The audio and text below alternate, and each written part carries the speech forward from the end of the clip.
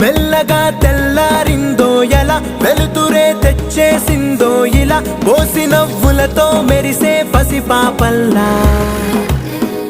చేదతో బావులలో గలగల, చెరువులో బాతుల ఈతల కళ, చేదుగా ఉన్న వేపను నమిలే వేళ. చుట్ట పొగ మంచుల్లో, చుట్టాల పిలుపుల్లో, మాటలే కలిపేస్తూ మనసారా మమతల్ని పండించి అందించు హృదయంలా. చలిమంటలు ఆరే